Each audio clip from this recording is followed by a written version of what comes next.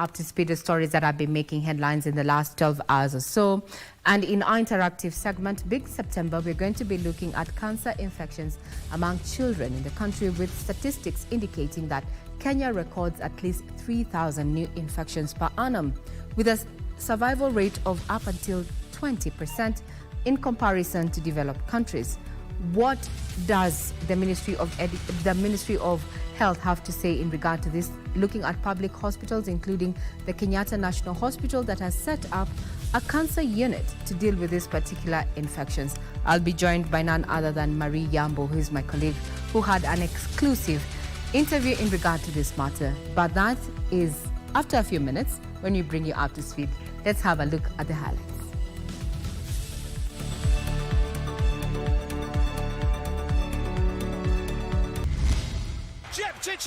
The Olympic champion from Tokyo 2021 is going to dominate once again and take the headlines and gold.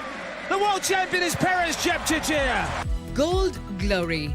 Perez Jepchirchir dominates the tracks in Japan after winning the gold medal in the 42-kilometer race.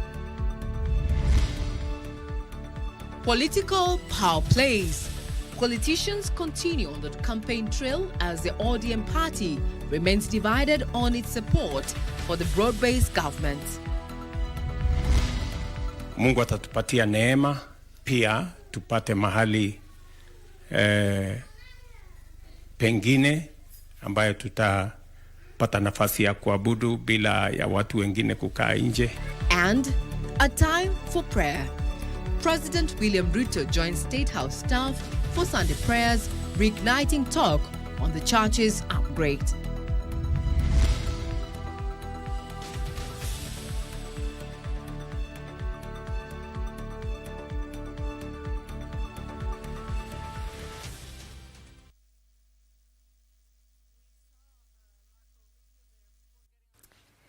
Good evening, this is Sunday Express. I'm Regina Manyara, and my colleague in sign language is none other than Byron Abuli. Now, the 2024 London Marathon champion Perez Jepchirchir won Kenya the second gold medal in the second day of the World Athletics Championship in Tokyo, Japan, producing a final kick on the home straight with a win with the women 42-kilometer marathon today morning. Beatrice Chebet won Kenya the first gold medal of the Global Championship yesterday in the 10,000 meters. Feels like the calm before the storm. Just cooling themselves down. 41 kilometers they are about to pass through. Perez Jepchirchir, who stunned the Olympic field in 2020 still in Tokyo, blistered away from closest rival Tigis Assefa to win in her season best of 2 hours, 24 minutes and 43 seconds. Ethiopian Assefa had no energy left to keep up with Jepchirchir in the final 100 meters and had to settle for the silver in 2 hours, 24 minutes and 45 seconds. And gold! The world champion is Perez Jepchirchir. Ethiopia takes second with Tigis Assefa. When it comes to major championship marathons in Tokyo, it's Perez Jepchirchir again. Team Kenya missed out on all medals in the 10,000 meters men's final, which saw Ishmael Kipkurui finish fourth and Edwin Kurgat seventh, as Benson Kiplangat failed to finish the race won by Jimmy Gracia of France. Defending champion Faith Kipyegon, Dorcas Ewoy and Nelly Jepchirchir all qualified to the final of the women 1500 meters. Really well in these stiflingly. Ferdinand Omanyala missed out on a place in the 100-meter final after finishing fifth in the second semi-final in 10.09 seconds. It's ever so close. Seville from Thompson. Lyles at last is beaten. Lyles took the bronze this time. A wonderful, wonderful run from Seville.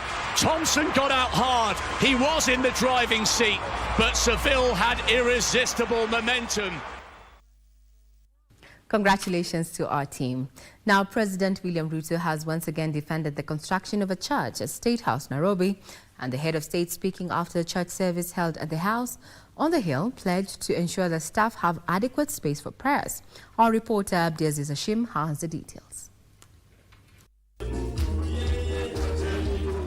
Sunday morning at State House Church in Nairobi. President William Ruto joined State House staff and their families for the Sunday prayers. Sikujua ya kwamba nitafika hapa leo, lakini Mungu mwenyewe amenichochea asubuhi leo akaniambia nije hapa. It is here that he revisited his sentiments regarding upgrading the church. Na tukiwa hapa katika State House, Mungu atatupatia neema pia tupate mahali pengine ambayo tutapata nafasi ya kuabudu bila ya watu wengine kukaa nje. In a statement, the president defended the church construction, which he had initially pledged to foot the course for the upgrade. Na I'm confident that God is going to make provision for us to have a place where we can worship God in this compound. He at the same time noted that the country is on course. The administration injected reforms in key sectors such as the health, education and agriculture. Tunaona mkono wa Bwana katika kila jambo tunafanya katika taifa letu. Masomo ya watoto wetu, mipango ya afya taifa letu, mipango ya ajira, nyumba na zile zingine zote. His sentiment to upgrade the church comes in the wake of a High Court ruling in August temporarily suspending the constructing of a permanent church within the precincts of State House Nairobi or any other state lodge, pending the determination of a petition challenging the move. The petition filed by Transparency International Kenya and the Kenya Human Rights Commission will be mentioned on the 18th of November 2025. Abdiaziz Oshim for Sunday Express. Now let's speak politics, where politics dominated events Sunday as political players begin preparations for the November mini-poll, while others continued popularizing themselves in anticipation of the next general election. Former Deputy President Rigathi Gachagua was in Nyeri backyard, where he urged the Central Kenya to back his presidential bid come 2027. Gladys Mungai with the details of the political front as the weekend comes to a close. Speaking at a church service held at PCA Ruringu in Nyeri County, the former DP preached the gospel of unity and support from his constituents in his quest to vie for the presidency in the next poll. Gachagua outlined his motivations for running for the presidency, citing the need to restore the dignity of the Kenyan people. The country is almost broke. We have a debt of 12 trillion. So telling people, I'll do this, I'll do that, I'll do that, ni uongo. Mchungaji umesema, I'm a truthful man. If Kenyans elect me as president, Mungu akikubali, I don't want to promise lies to the people of Kenya. I want to do only one thing, to restore the Kenyan state to where Mwai Kibaki left us. This is a coalition of over 50 political parties faulted the recently constituted Electoral Commission for allegedly sidelining them while holding meetings with political party leaders. This scheme is in high gear, and the IBC Commission may be well aware of or even complicit in it. Maybe this is why they do not want to meet the political parties. It is so unfortunate that the ORPP can deny political parties and Kenyans at large their right to belong to political parties. They have also accused the Office of the Registrar of Political Parties of scheming to deregister parties on flimsy grounds ahead of the next election. 54 fully registered political parties have been starved of funds, public funds, taxpayers' funds. And as a result, many have to struggle, even just to maintain offices and generally maintain party affairs. And in Embwa, Jubilee Party aspirant in the Manyara North by-election has expressed confidence he will vie under the party's ticket, dismissing claims that the party will not field a candidate in the region. There is no any other candidate in Manyara North who has expressed interest to vie on the Jubilee ticket. Jubilee, ama chama cha Jubilee kina nguvu, ni chama kilicho na nguvu. Na nataka kusema ama nataka kuambia mimi kama ambao siwezi na hakuna wakati nitaweza kujiuzuru ama kutoka kwa chama cha Jubilee, na niko hapa kukaa. I'm here to stay. Tumeongea na mkubwa wangu ambaye ni Uhuru, tumeongea direct. na akasema bao, niko na wewe.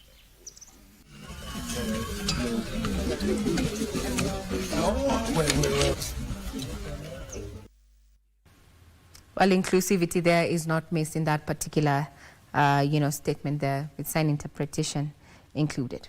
Now, family, friends, and well-wishers gathered in Kikuyu town for a requiem mass in honor of the late Mzee Isaac Ichungwa, father to Majority Leader Kimani Ichungwa. Mourners eulogized him as an astute businessman who was deeply compassionate. Calls for unity also took center stage during the prayer service, with leaders urging residents to embrace national unity and emulate the footsteps of the late Mzee Ichungwa.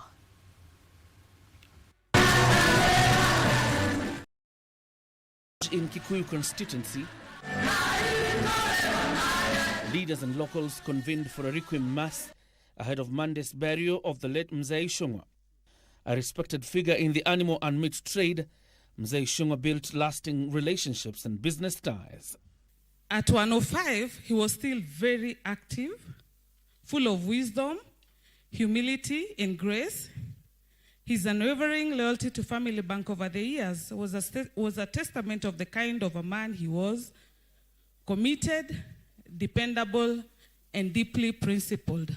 Mzee vile mmesikia alikuwa ni mfanyabiashara, and he has nurtured and mentored many of us, all of us as business people. Sisi wote kwa hii familia hakuna mtu ambaye sio mfanyabiashara. To many, his death marked the loss of a lifeline, remembered not just as a businessman, but as a philanthropist. We will forever be grateful to Guka and Shosho for believing in us and for loving us, for accepting us in a world where we were often rejected. I stand here with deep humility to share a tribute to a grandfather I never had a chance to meet, but whose legacy lives strongly through his son, Honorable Kimani Ichungwa. Among those present were members of a political class and cabinet secretaries who rallied residents to support President William Ruto's unity efforts, describing it as a fitting tribute to a man who transcended tribal lines. Na tunataka kuwe na peace, amani, Kenya nzima. Wakati Kenya inapangwa, na ndio unaona hiyo kitu nasema broad based government. Wakati mambo ya Kenya inapangwa na watu wote, lakini pia hao watu unaona hapa ni lazima wawe hapo ndani wakati nchi yetu inapangwa. I want to ask that we support this government. Mambo ya 2022, me the way I know it, Kimani Ichungwa ni His Excellency William Samoei Ruto damu. Mimi ni Baba Raila Amolo Odinga damu. Hao wawili wakikaa hapa mbele watupange, huko ndio sisi tutafuata. Let's keep this nation. Let's support the president. Let's support the government. Whether you are in or not, afadhali ulale njaa kwa nchi ambayo ina amani. President Ruto is expected to join mourners on Monday when Mzee Ichungwa will be laid to rest. John Jacob Curia, Sunday Express. May his soul rest in peace. Now, political temperatures have continued to rise even as the Orange Democratic Movement gears up for the 20th anniversary scheduled for next month. The divide on support of the broad-based government was at play in Miritini Jomvu constituency in Mombasa County during the issuance of 500 title deeds to the residents. The leaders differed on the matter once more, with the Secretary General of the party, Edwin Sifuna, remaining adamant that he does not support the marriage. And in 2027, the party will front a presidential candidate. Our reporter, Ann Burrow, has the details.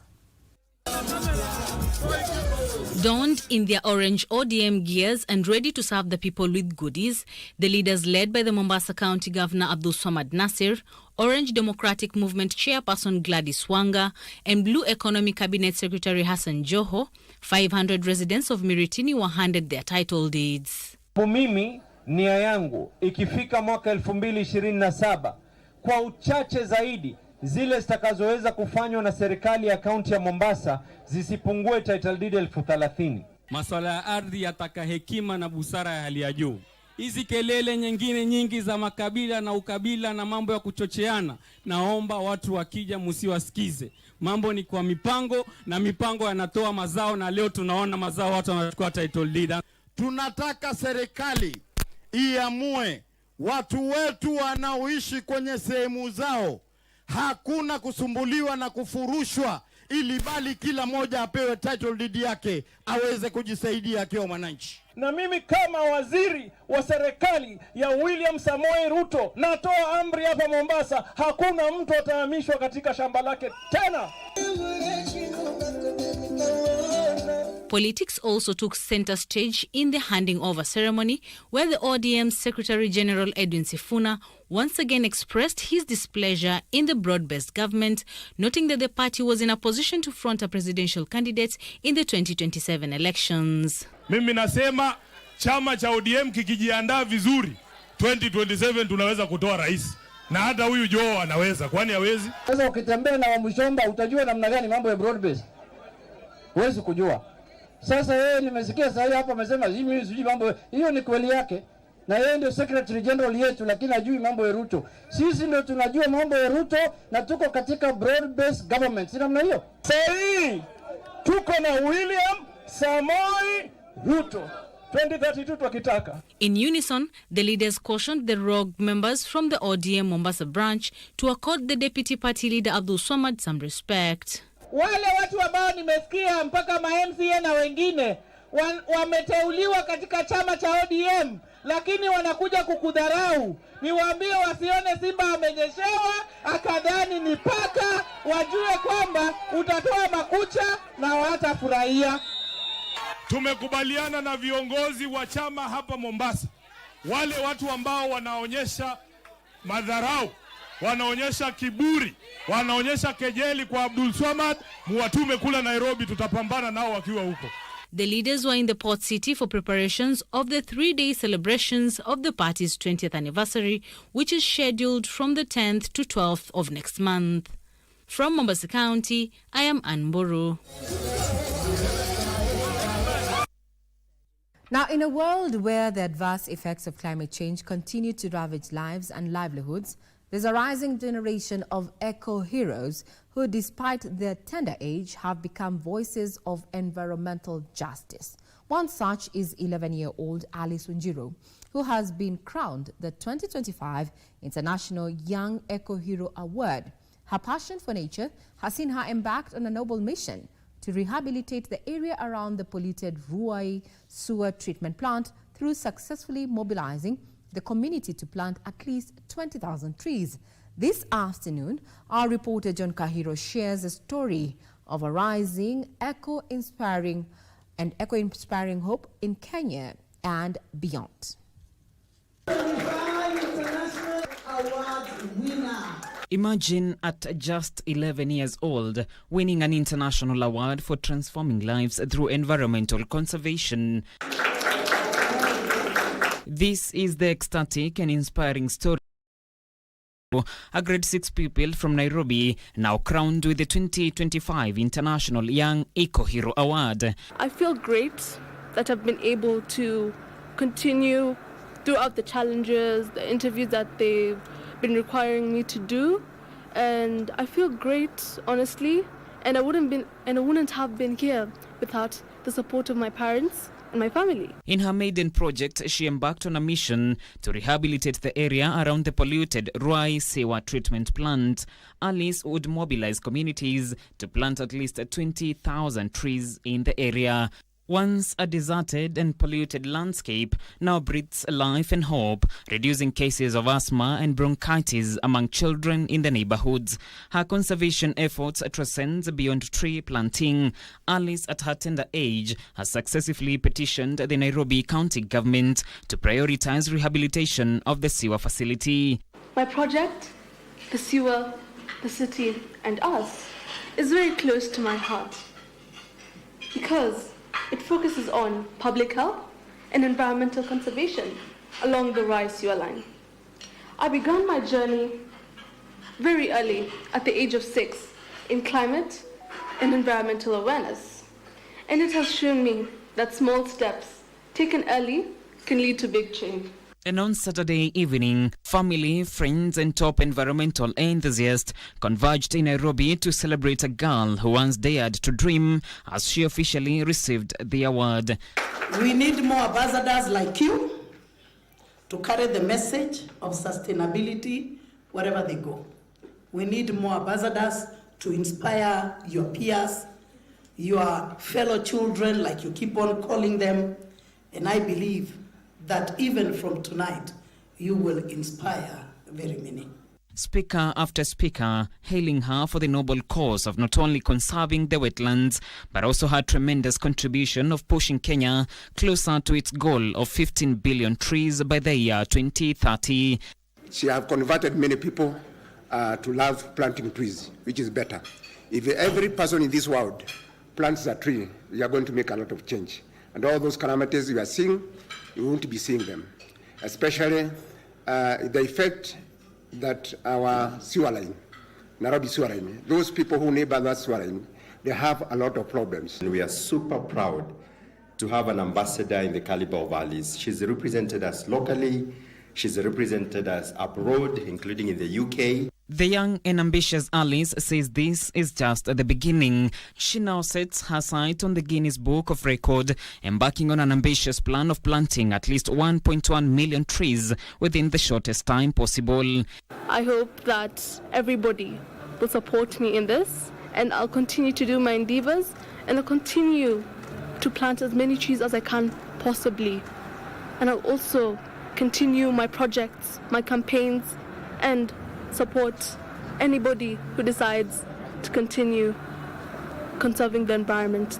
And by the close of business, the message was clear. Age is not a barrier to meaningful environmental impact if Kenya is to look forward to a cleaner, healthier and a greener future. No matter how young you are, you can still make a major difference and impact our world.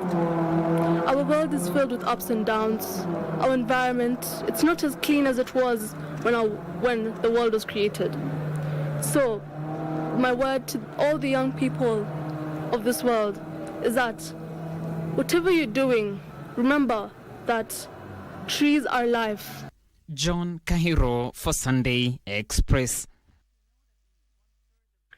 Isn't that beautiful? Now the question is, as you're watching from wherever it is that you're watching this particular bulletin, a question is to you.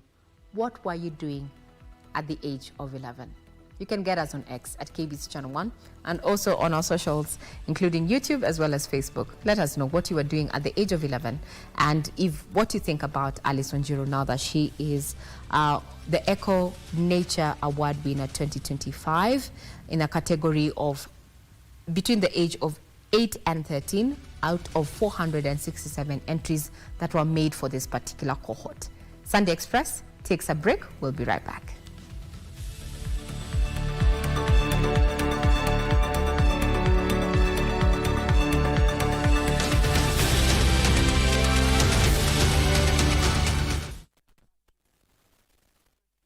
At the heart of Kenya's transport infrastructure is the Mechanical and Transport Directorate, MTD, under the Ministry of Roads and Transport. We oversee a network of services spread across 24 strategic regions, ensuring efficiency in plant and transport services nationwide, from road construction and maintenance to the provision of specialized equipment to manufacturing services. We support infrastructural development across the country. We carry out inspection and valuation of government vehicles, plant and equipment in view of pre-delivery, repair and maintenance and disposal. We also inspect second-hand imported motor vehicles for roadworthiness as per KEBS KS 1515 and conduct occupational tests for drivers and operators. For more information, visit mtd.go.ke or call 0718-976-445. The Mechanical and Transport Directorate, Quality Mechanical and Plant Services.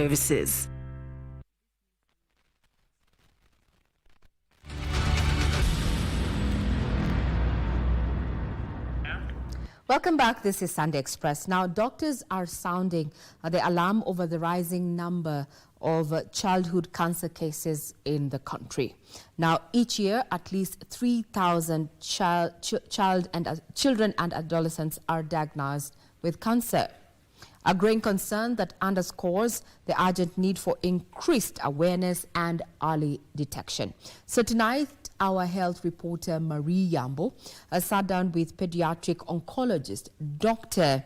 Banis Mukuria at the Kenyatta National Hospital to understand the scale of the issue and what can be done. Over to you, Marie.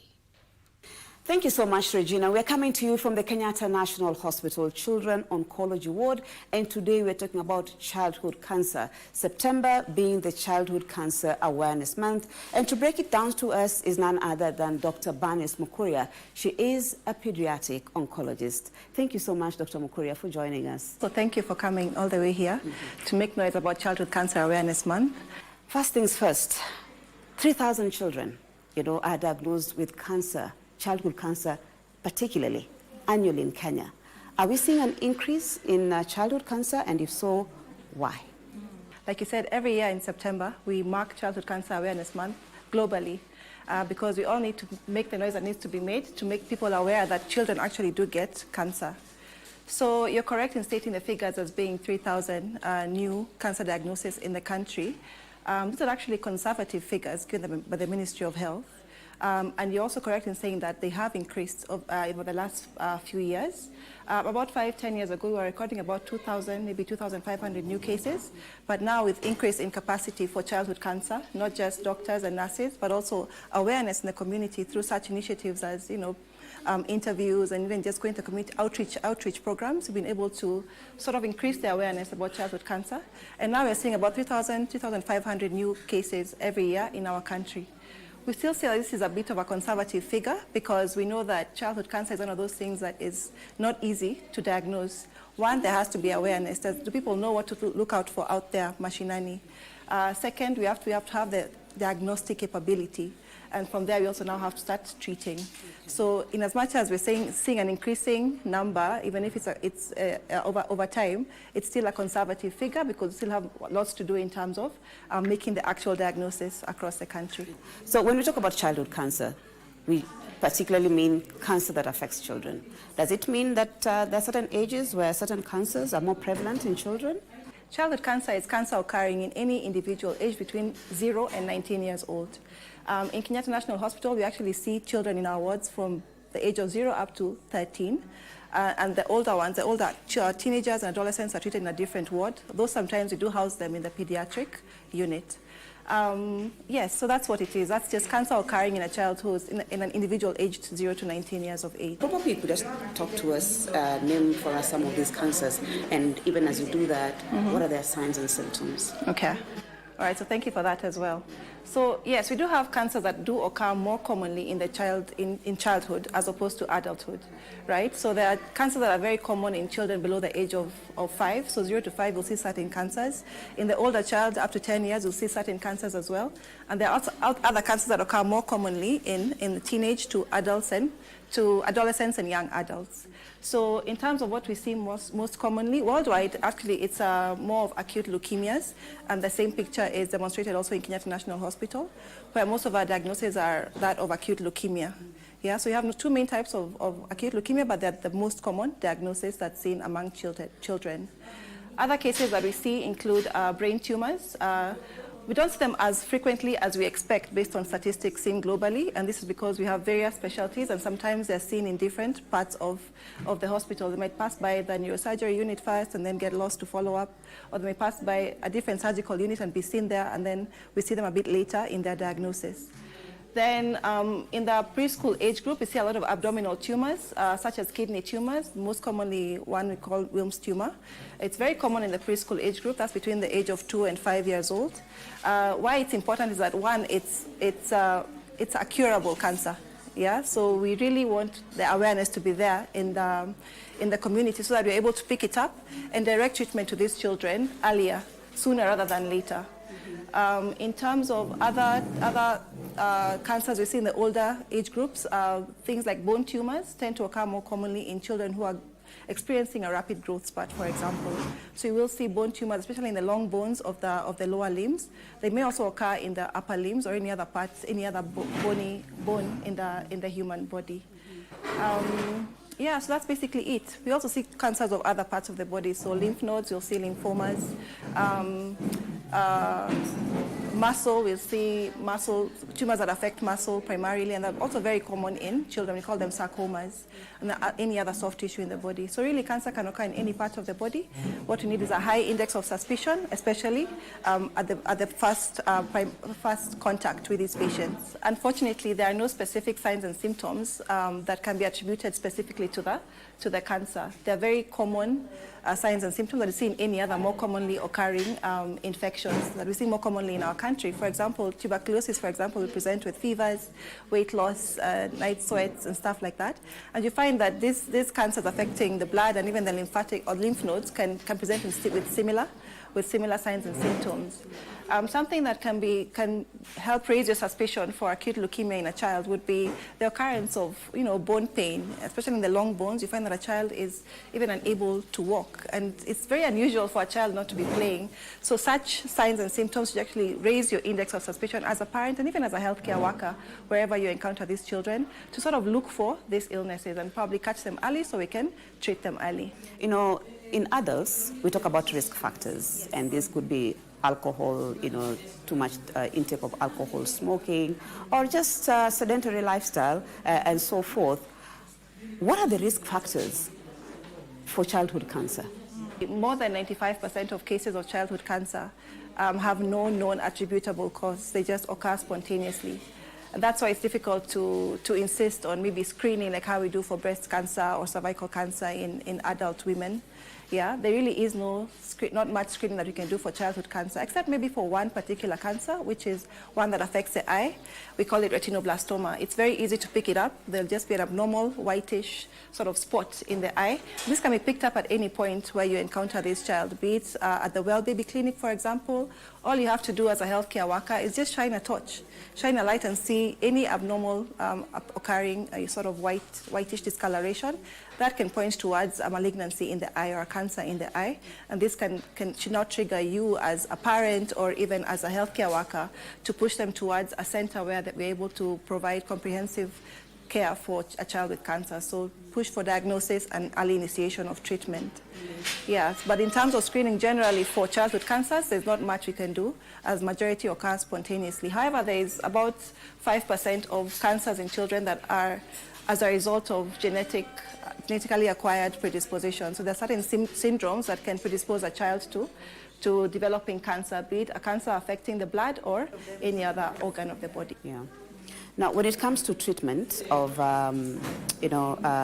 cancers in children, for that matter, in low-income countries, we are seeing just about 30% success, vis-a-vis 80% success in higher-income countries. Explain that. Yeah, thanks for that question. Again, it's pertinent because it's a huge disparity that we are facing as healthcare workers working in low to middle income countries. Like you've correctly stated, so every year, annually, we diagnose about 400,000 new cases of childhood cancer in the world. 90% of this burden lies in sub-Saharan Africa, which includes Kenya, right? Where we're seeing only about 3,000 to 4,000 new cases in a year, right?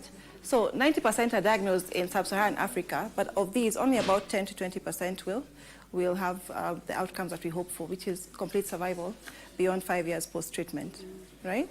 Yeah, so the disparities are many. This is inverse for high-income countries. So they get about 10% of the burden, but they get about 90% cure rates. And there are many reasons for this. One, which I alluded to earlier, has to do with the lack of diagnostic capability, or even just recognizing that this could possibly be a childhood cancer. And this is why we say we need to put in more effort towards early awareness, early warning signs and symptoms for possible childhood cancer, in our setting. So this means educating the healthcare worker at the primary healthcare facility that the patient will likely present to. Yeah, at their first encounter with the healthcare system, should have somebody who has a high index of suspicion for possibility of childhood cancer being a possibility for the child that they're seeing. One, so that's education and creating awareness. To access, in Kenya we have 3 main public hospitals that provide comprehensive cancer care for children. That's Kenyatta National Hospital, where we are right now, Kenyatta University Teaching Research and Referral Hospital, again in Nairobi, and Moi Teaching and Research or Referral Hospital in Eldoret. So that's only 3, serving a population of millions of children. So in terms of capacity, we still have some ways to go, right? In terms of personnel for health, we don't have enough trained oncologists. We do have pediatricians, at least in every county of the country, and that really helps in management of our children, because pediatricians are also trained in oncology through their rotation. So it helps having somebody who will more likely have a high index of suspicion and thus refer, or help the team, wherever they are, follow the proper referral pattern to get these children to us here or in any of the other centers that are taking care of these children. So there's that. Other things also have to do with cost. Cost of cancer care is really expensive. One, you have to think about the transport. Like you said, there are only 3 centers. We do have patients here who are from places as far as Turkana, Garissa, Wajir, Mombasa, right? We need to bring the care closer to every Kenyan, essentially. And even talking about treatment and outcomes for children in childhood cancers, there's also the, can I say it's a notion, but probably it's not a notion, that children tend to, respond better than adults. Why is that so? There's also the issue of concept. Yeah. They don't have a concept of death. Yeah. And like an adult, for instance, if you told me I have cancer today, I'll be thinking of the way I'm already buried and all that. So, but why is that children actually respond better? Right, so in terms of outcomes for cancer treatment, you're right in saying that children tend to do a bit better than adults do. There are way higher rates of mortality in the adult population compared to the childhood population. And there are various reasons that have been proposed as possible reasons why this is the case. One of them being the differences in physiology and in the sort of changes that have to happen in the child's body for cancer to actually happen and develop. Yeah, so there tend to be more sophisticated changes in adults, to put it as lightly as possible, that can make treatment a bit more difficult for them. But there's also the stigma associated with a diagnosis of cancer. So unfortunately, there's a lot of stigma associated with a cancer diagnosis, and most times people start thinking of it as the end. However, for children, we come in with a lot of hope, because we know that we can actually treat these patients and bring them to cure, right? So we tend to work very closely with our pediatric palliative care team, another specialty team that's available here in the Kenyatta National Hospital. And they really help us walk the journey of treatment, diagnosis, treatment, and survivorship with these children. They play a huge role even in disclosure of the child's disease condition in an age-appropriate way, which helps them also to take part in their own treatment. And this goes a long way in helping us achieve the outcome that we so desire, because having the family taking part in the treatment journey is winning the first part of the battle. How important is it then for parents, maybe, or guardians listening to you, caregivers, to maintain a routine for the children? Here you are, a child who is immunosuppressed and very many other challenges. But why is it important to keep the routine for that child? Yeah. I would say it's really important to try and keep as normal as possible a routine as possible for this child, right? And for the family as a whole. Most times you'll find it's not an only child, for example, there are other children as well. One, as a parent, you don't want to now neglect your other children and focus on one. Although sometimes you might be forced by circumstances to really focus a lot of your energy on the one who's not doing very well clinically. The other thing is, in terms of keeping things normal, fine, we do understand that cancer in and of itself is a disease that will cause suppression of the immune system in these children. But another thing is that even the treatment of cancers will cause some level of suppression of the child's immune system. So yes, we do encourage when they're at home to go and play and interact with other people. However, it has to be within limits. Wear a mask, hand washing, limit the numbers of people interacting with, but try and keep as normal a routine as possible. Thank you so much, Dr. Bernice, for breaking down to us what childhood cancer is all about. And September is Childhood Cancer Awareness Month. Mm-hmm. And so what will be your message? All right, thank you. Thank you very much, first of all, for having us here and highlighting that we do take care of children with cancer, but also for giving us this opportunity to make noise for these children. So yes, September annually is celebrated as Childhood Cancer Awareness Month. We basically use this month to create awareness on the existence of childhood cancer. Unfortunately, there's this huge misconception that cancer does not occur in children. We had to tell people that cancer can happen in children, but more than that, cancer is treatable and curable in children. And there's access to these treatments in Kenya, right? So in Kenyatta National Hospital, Kenyatta University Teaching Research and Referral Hospital, Moi Teaching and Referral Hospital, and also some private centers are providing comprehensive childhood cancer care. So it does occur in children and it is treatable. Yeah, so do not be afraid of a diagnosis of childhood cancer in your child or in a child that you know. Yeah. Okay. Thank you so much, Daktari, for breaking it down to us. Thank you. September is the Childhood Cancer Awareness Month, and we've been talking to Dr. Bernice Mukuria. She's a pediatric oncologist, breaking down some of the types of childhood cancers, from leukemia, and the symptoms, treatment, and how important it is for families to keep just a normal routine for children, and also issues of early diagnosis being a very big issue. So thank you so much for making the time for us, Regina. It's back to you in the studio. Thank you very much, Marie. Indeed, we are in the month of September, and some of the take-home is that cancer does indeed occur among children and is treatable. Call to action is you push for early diagnosis and treatment. Despite there being grim statistics looking at a survival rate of around 20 to 30% in comparison to developing countries, that is the direction that we have been advised to take. Now, climate action enthusiasts, family and friends of ecopreneur Dr. Isaac Kalua, Green gathered in Karen, Nairobi for the launch of his new book, Green for Life. His name epitomizing his extraordinary work and impact in environmental conservation, both locally and at the global stage. John Kahiro tonight reports on the launch of Dr. Kalua's memoir, a man who has risen from brokenness to boldness.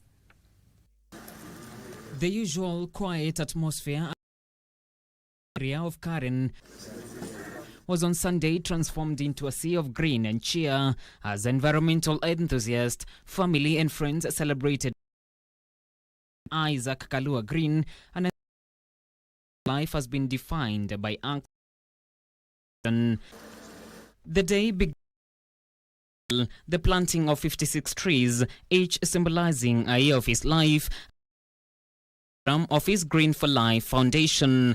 Through Plant Your Age, we encourage individuals, corporates, and even governments to plant trees according to specific events of life. If you're turning 56, like Dr. Kalua, we have planted 56 trees specifically for that. Among those who spearheaded the exercise is Baraka Morori, a 13 made history by planting more than 7,000 trees. That conservation is a responsibility running across. Plant a tree, plant hope, children. So each and every one of you should plant as many trees as you can. Not because for the sake of planting, but for our future, because if we don't plant trees, we're going to be doomed. Focus will later shift from the saplings to the stage as Dr. Kalua launched the book Green for Life. And in a warm exit from the tradition, Dr. Kalua invited his mother as the guest of honor, shunning the usual faces of fame that often color such high-profile occasions. Mambo ya Dr. Green ilikuwa ngumu, lakini sikuwa rahisi. Neno la Mungu inasema koko unatakiwa ufanye mkubwa kadogo miaka 3. Chapa akikuwa mkubwa sasa utamchapa na maneno, utamchapa na pimbo, lakini na kuombea Ecopreneur will later officially world a 56 chapters archival of a man who has risen to becoming a champion in the fight for a greener world. God's thing knew everything. World. That means so much positivity, so much capacity to execute, to follow through. From the time that I have to find higher, I still have capacity. His supportive family, friends, and the urge to leave a mark in every chapter of his life. Training of family will help, and it's never late at any given time. Together, the things that I've written there, no one dares to write in a book.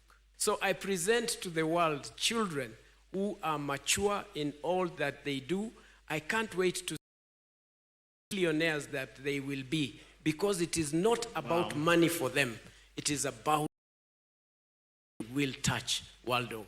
The colorful celebration served as a profound reminder of the importance of keeping meaningful memoirs and celebrating life's milestones in personal and purposeful ways. John Kahiro for Sunday Express.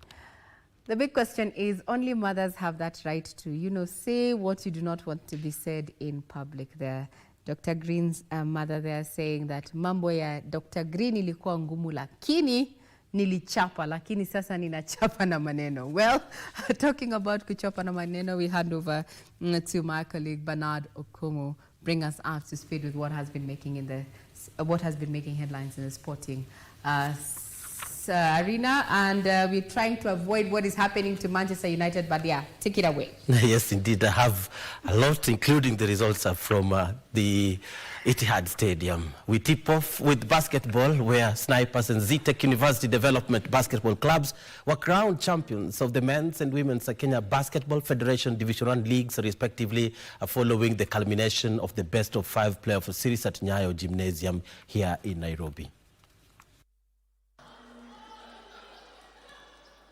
Zetech University Development Basketball team completed the remarkable playoff run, defeating Dream Girls 72-43 during their Game 3 of the best-of-5 series to emerge champions of the Women's Division 1 League with an unassailable 3-0 series lead. Zetech bagged the first quarter 16-8 and kept up the momentum, winning the subsequent second and third periods 15-7 and 21-17 respectively. Dream Girls' comeback effort failed to materialize, losing the fourth quarter 2011. Despite the loss, Dream Girls and Zetech both earned promotion to next season's Women's Premier League. Wasichana walitaka sana kupanda. Wengi walikuwa na moyo na ari tu tupande tukuje Premier League, tuanze kucheza na wenzetu. Walikuwa wanaona kama wana belong kwa Premier League. Yeah, na tunafaa kuja tu hapa. It means a lot to us. The effort that everyone kept training, pushing, all the games, the losses and the wins, it means a lot to us. We keep on pushing, we train harder, because Premier is a different game. It's a whole lot of different basketball, so we really have to train hard. Dream Girls, a self-sponsored outfit, is determined to leave a lasting impression in the top flight on their debut, calling on well-wishers to come on board and support the team achieve its targets. We just have to add on to the playing unit on the technical bench, and most of all, we are praying for sponsors. If we get sponsorship, it's easy to get players to come. If you do not, because I've been operating from my own pocket, it becomes tough. But we are hoping we will change and put in structures that look like it's a team that is run professional, like a team, not a personal thing, because it's involving now many people. It's an achievement, by the way. Coming down from NBA to Div1, we haven't stayed for long. Now we are promoted to Premier. It means a lot to the team. It's a very big achievement to us. Meanwhile, Snipers defeated Kisumu Lakeside 57-34 during their Game 4 of the best-of-5 playoff series played at Nyayo Gymnasium. The win handed Snipers a 3-1 series lead, that's successfully defending the Division 1 League title. Both Lakeside and Snipers will feature in the 2025-2026 KBF Men's Premier League.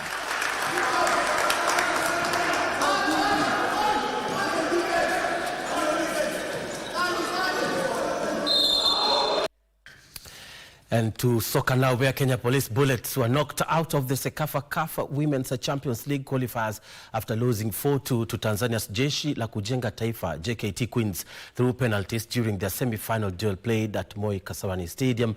The two sides drew 1-1 during regular and extra time, forcing the tie to be decided through the penalties. JKT successfully converted their 4 penalties through Winfrida Mzoefu, Alia Salu, Melissa Minja and Bahira Krista, while Police Emily Moranga and Leah Andiema missed their penalties. Following the win, JKT Queens will now face Rwanda Sports in the final round, defeated Kampala Queens 4-3 in the other semi-final through sport kicks as well. The final is scheduled on Tuesday, September 16th, with the winner clinching the slot to represent the Council for East and Central Africa Football Association, CECAFA, in the finals of the 5th edition of the CAF Women's Champions League, scheduled November at a yet-to-be-announced venue.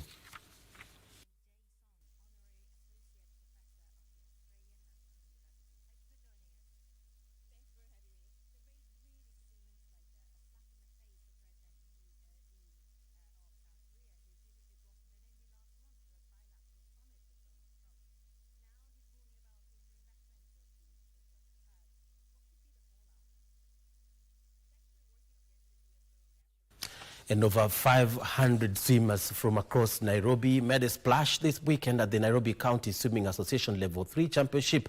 The event held at Kyoto School brought together the county's best young talents, all vying for top honors and a chance to represent the region at the upcoming Zone 3 Championships. In the men's category, Brisbane Swimming Club made waves, topping the leaderboard, followed closely by Rusinga School's Swimming Club, Little Fish Swim Club, and USIUA Dolphins Swim Club. In the girls category, it was Brisbane again who dominated ahead of Rusinga School's Swimming Club and Sailfish Swim Club, as well as Kianda School and German School Nairobi. With the championship concluded, now attention shifts to the forthcoming Ghana Zone 3.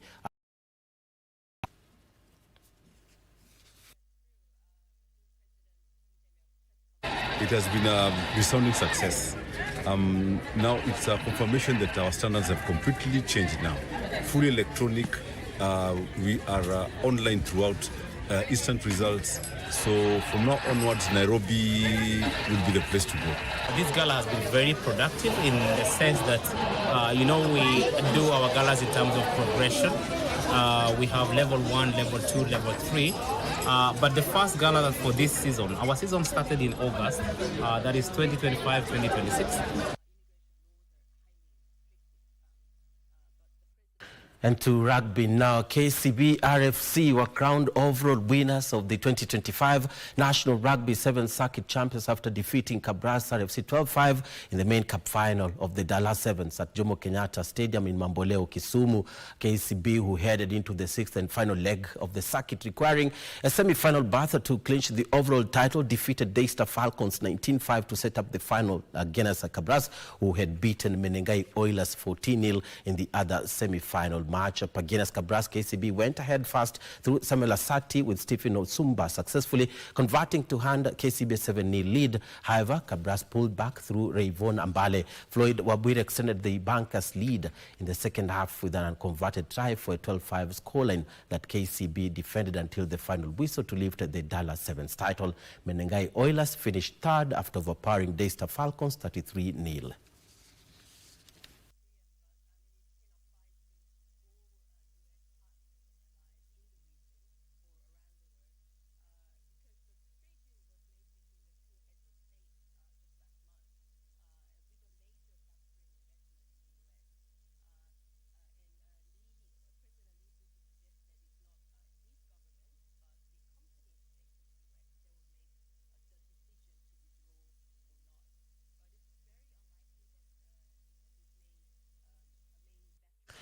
And the national under-20 women's soccer team head coach Jacqueline Juma is hopeful of guiding the rising starlets to the third round of the FIFA Under-20 Women's World Cup qualifiers. Kenya will face Ethiopia in the first leg of the qualifiers slated September 21st in Addis Ababa before hosting the return fixture 7 days later here in Nairobi. A win against Ethiopia will qualify rising starlets to the third round, where they could face either Tanzania or Angola. The winner of the third round will advance to the fourth and final round of the qualification qualification, where 4 top teams will qualify for the 2026 FIFA Under-20 Women's World Cup final scheduled next year in Poland.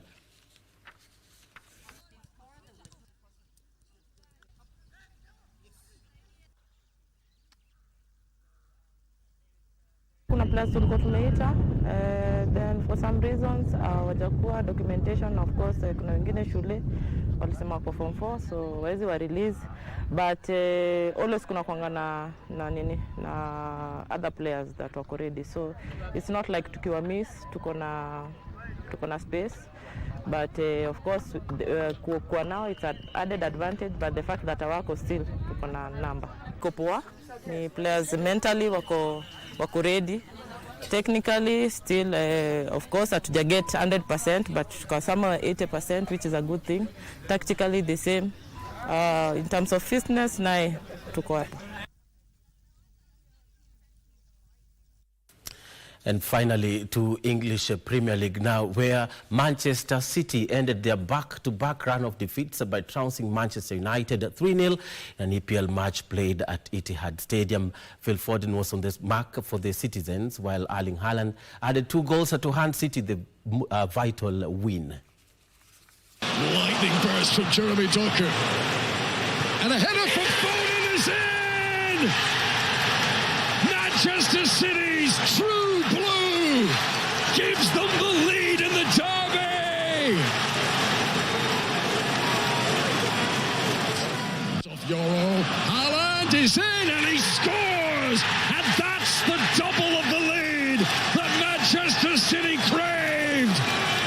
Inside his own half, Haaland. He can't be offside. Manchester City looking for the 3rd goal to put this derby to bed!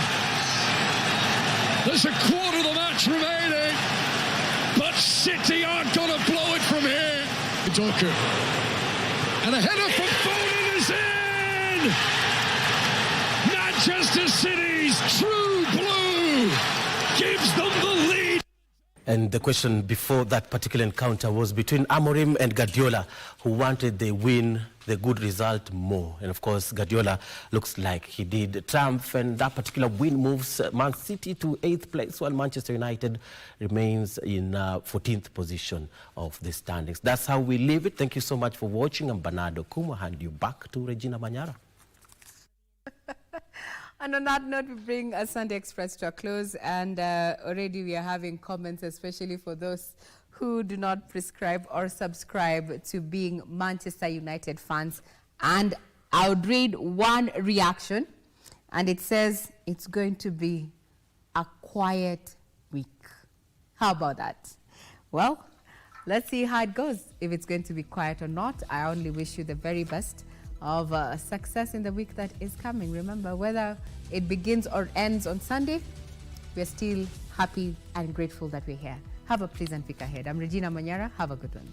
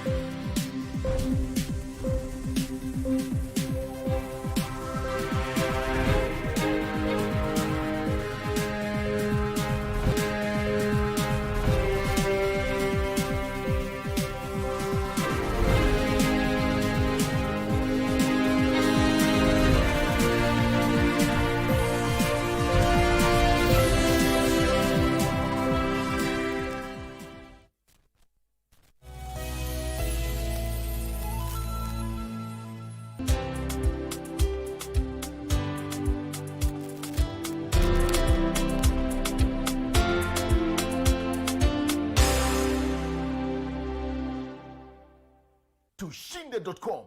Cheza safe, cheza smart. Gambling is addictive, not for persons under the age of 18 years. Mdosi amenala, sukuma moja. Wewe pia ndio muoga. Ndio maana Master Demi ilikupita. Demi haiko nipita bwana. Mimi najaza entry ticket zangu. Wewe hata unajua namba ya kusenda. Ni star 419 hash. Option 3. Ni Probox. Bwana finya hiyo kitu. Nifinye. Finya hiyo kitu. Nifinye. Finya hiyo kitu. Nifinye. Finya bwana.